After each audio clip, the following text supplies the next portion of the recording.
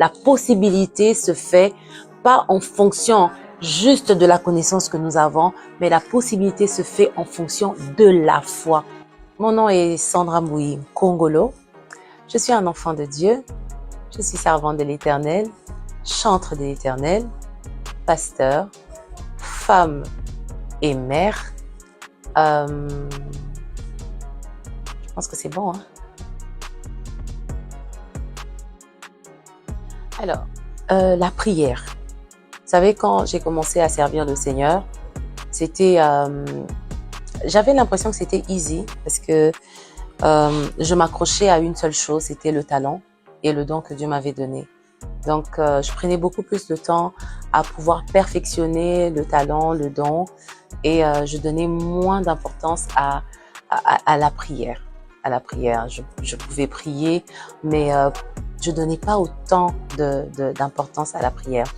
Plus j'avance avec le Seigneur, plus je comprends que les combats qui se présentent au-devant de nous, ou les situations difficiles qu'il y a au-devant de nous, n'obéissent pas au talent que nous avons, n'obéissent pas au background que nous avons, n'obéissent pas à l'intelligence ou à la sagesse que nous avons, n'obéissent pas à nos aptitudes, nos capacités de faire ou de comprendre, mais ces choses obéissent à la prière, à la puissance de la prière.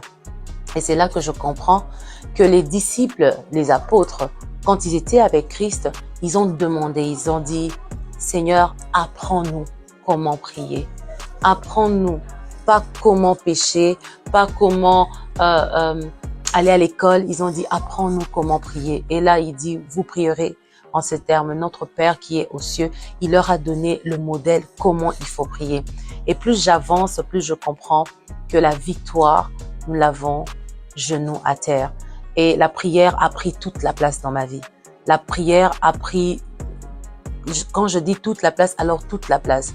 Puisque une fois, en lisant la parole de Dieu, je tombe sur ce passage où Jésus disait à ses disciples, ces genres de démons ne sortent que par le jeûne et par la prière. Plutôt, quand on regarde, on ne nous a pas dit que Jésus était en jeûne, Jésus était en prière. Et c'est là que j'ai compris que la prière devient la vie, devient le mode de vie, devient la nourriture, devient même l'air que nous respirons. C'est vrai, quand on parle de la prière, les gens ont tendance à penser qu'on doit toujours s'enfermer quelque part, on doit toujours être quelque part, que ça soit solennel.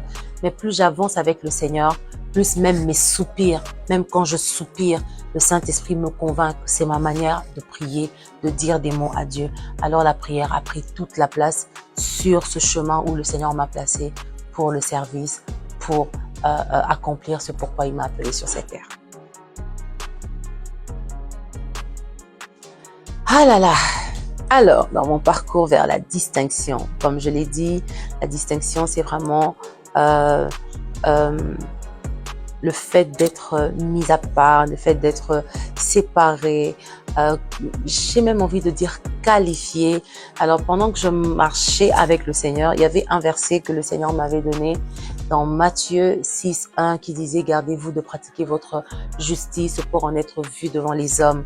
J'ai marché avec ce passage pendant toute ma vie jusqu'à ce que je tombe sur un autre passage qui a relayé ce passage où la Bible est en train de parler de l'histoire d'ailleurs de Marie, comment l'ange de l'Éternel l'avait visité et pendant que l'ange de l'Éternel parlait à Marie, il lui a dit « car », je vais dire ça, « car ». Rien n'est impossible à Dieu, car rien n'est impossible à Dieu. C'est dans Luc 1:37, car rien n'est impossible à Dieu. Et ça, c'est vraiment ce passage qui est en train de me soutenir dans mon parcours vers la distinction. Les choses difficiles peuvent arriver.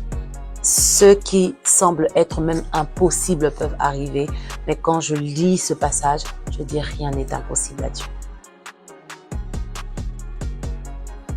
La foi est une ferme assurance des choses qu'on espère. Quand on veut prendre des décisions, c'est toujours, on prend des décisions maintenant, les effets sont dans les jours à venir. Et la foi prend toute sa place. Moi, dans ma vie, la foi prend toute sa place dans mes décisions. Avant, je pouvais prendre des décisions sans le Seigneur. Avant, je pouvais me projeter dans la vie sans le Seigneur. Avant, je pouvais faire des choses sans penser à Dieu. Mais les conséquences ont toujours été néfastes. Plus j'avance avec le Seigneur, les gens disent, le monde dit, si le conseil ne t'a pas enseigné, les conséquences vont plus t'enseigner.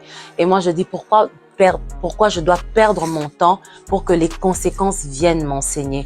J'ai décidé de placer la foi dans la prise de toute décision. Pourquoi? Parce que quand je prends une décision avec la foi, j'ai l'assurance. J'espère en ces choses et ces choses vont se démontrer tôt ou tard. Et vous voyez, ça match avec le passage qui me fait marcher vers la distinction qui dit car tout est possible à Dieu. Donc dans le tout est possible à Dieu, la possibilité se fait pas en fonction juste de la connaissance que nous avons, mais la possibilité se fait en fonction de la foi. Il dit ta foi t'a sauvé. À chaque fois qu'il devait faire quelque chose, il parlait de la foi comme la base. J'aimerais juste dire à quelqu'un, sans la foi, il est impossible de lui être agréable. Le Seigneur vous bénisse.